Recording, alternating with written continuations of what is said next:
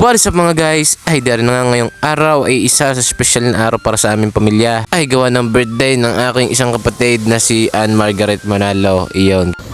Guys, palis na kami. Kaming Tagaytay. Yan natin mga kasama. Ano masasabi mo?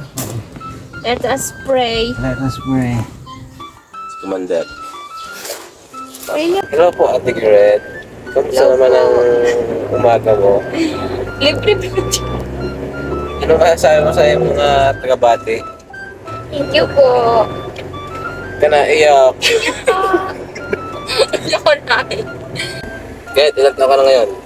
18. Ba't tayo may pakita yung mukha mo? Bakit ako?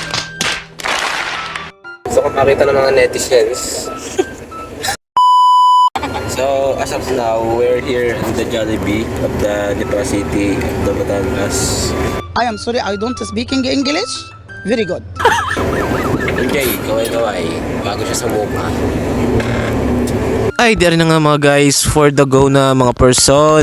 Ay, di rin na nga mga guys, kaya kami ngayon ay papuntang Tagaytay ay dahil sa Batang Aray. Ay, sabi ko nga daw siyang ipaghanda at kami magpunta na lang sa Tagaytay. At dahil toong hindi pa daw siya nakakarating kahit isang beses, ay di amin naman pinagbigyan. Ay, may sanla naman ng birthday eh. Ay, sa tunay laang ay 18th birthday ng Batang Aray ngayon ay di dapat dibo iyon. Ay, kaso nga laang ay sa Minas Malas ay wala tayong budget pa di yan ngayon ay di sa susunod na lang ang babawi. Ay, buti na lang at aray mabait na anak at kapatid ay di naiintindihan ng aming sitwasyon. At matapos ang mahaba-habang biyahe ay di kami nakarating na din sa Fantastic Island na tuong pagkaganda nga naman ng view doon. At dahil ubod ng banas doon ay di kami umalis din naman agad matapos ang kaunting picturan. At habang kami pataas ng pataas, abay paganda ng paganda ang view ay di kami napatigil ulit din sa may tabing kalsada din tuong sadya naman pagkaganda ng view din ay di kami medyo napatigil ng kaunti at sadya naman pagkasarapan ng hangin ay pagkaganda pa ng iyong natatanaw din Kautuan-tuwa ay si Dalagin Deng. Ay sa tunay naman pagkaganda kagandang view ay parang gusto ko din na tumira. At matapos ang aming pagmumuni-muni din ay di kami nag road trip na ulit papunta naman sa bayan at para kami makakain na tuong kami gutom na din nga sa mga oras na re. At pagdating namin sa bayan ay di na lang kami kumain sa may inasal at tuong pag ikinaka-only rice din ay busog na. At pagkatapos namin lumapang din ay sabi na may kami gagala muna daw din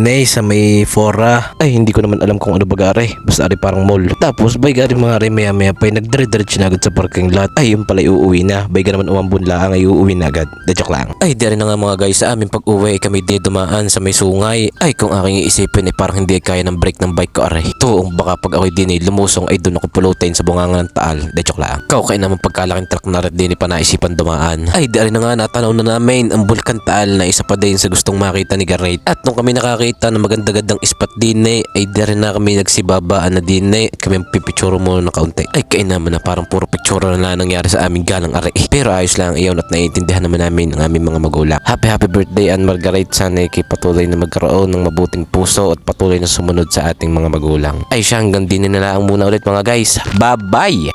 Sa bawat taon na dumadagdag sa ating buhay ay nagkakaroon tayo ng iba't ibang karanasan na kung saan nagkakaroon tayo ng pagkakataon na matuto. Sabi nga ni Abraham Lincoln, in the end, it's not the years in your life that counts. It's the life in your years. Ibig sabihin ay hindi na mahalaga kung gaano ka nakatagal na bubuhay dito sa mundo. Ang mahalaga at ating isineselebrate ay kung papaano ka namuhay ng may kabuluhan at kasiyahan sa taon na nagdaan. We wish you all the best, Ate Ann. Bye-bye!